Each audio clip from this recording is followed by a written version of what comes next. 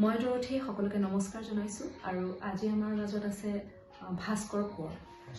দাদা আপোনাক স্বাগতম জনাইছো আৰু প্ৰথমে আপোনাৰ পৰিচয়টো দিব।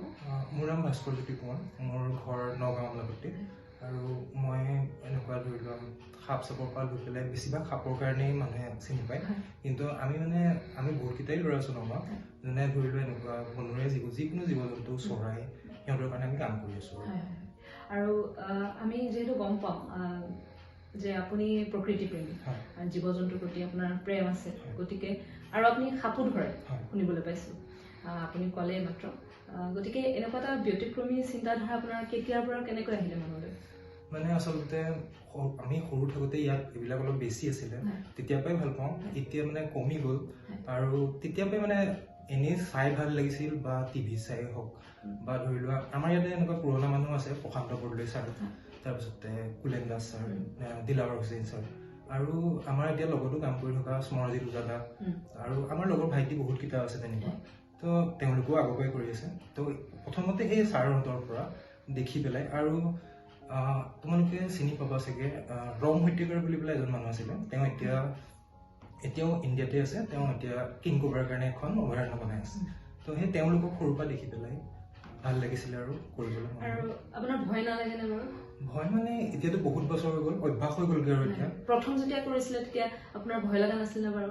প্ৰথমতে তাৰমানে তেতিয়াতো অলপ সৰু আছিলোঁ, তেতিয়া ধৰি লওক কোনোবা লগৰ ল'ৰা ঘৰত ওলালে বা কিবা তেনেকুৱা, তাৰপিছতে তেনেকে ধৰি লোৱা প্ৰেক্টিচ নিচিনা হৈ গ'লগৈ আৰু কৰোঁতে ভয়টো এতিয়া নালাগে আৰু।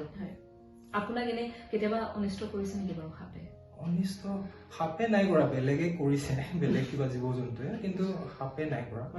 মানে সৰুতে সম্ভৱ এবাৰ ধৰা সাপে কামুৰিছিলে চাগে, বহুত দিন আগতে আৰু সেইটো মানে তেতিয়া ধৰি লোৱা এনেকা সাপ ধৰিবলৈ যাতে নহয়, এনেকা বেলেগ কিবা কৰি থাকোঁতে আচলতে। তেতিয়া কি কৰিছিলে আপুনি? মানে আমিতো এতিয়া সৰুৰ পৰা জানোৱেই সেইটো সাপৰ বিষ নাথাকে বুলি, এনেকে নৰ্মেলি ধৰি লোৱা এনেকে ডেটল দি ধোৱা, চাবোন দি ধোৱা, এনেকুৱাই, বেলেগ একো ট্ৰিটমেণ্ট নিচিনা একো হোৱা নাছিলে। আৰু সাপ যে ধৰে আপুনি, সাপ আপুনি শুনিছো মানে আপুনি এৰি দিয়ে মুকলি ঠাইত? মানে আচলতে আমাৰ ফৰেষ্টৰ হিচাপত নিয়মটো হ'ল, যদি অবিষাক্ত সাপ হয় তেতিয়াহ'লে সাপটো যোনখিনি জেগাৰ পৰা ৰেস্কিউ হৈছে তাৰ 500 মিটাৰ দূৰৰ ভিতৰত এৰিব লাগে।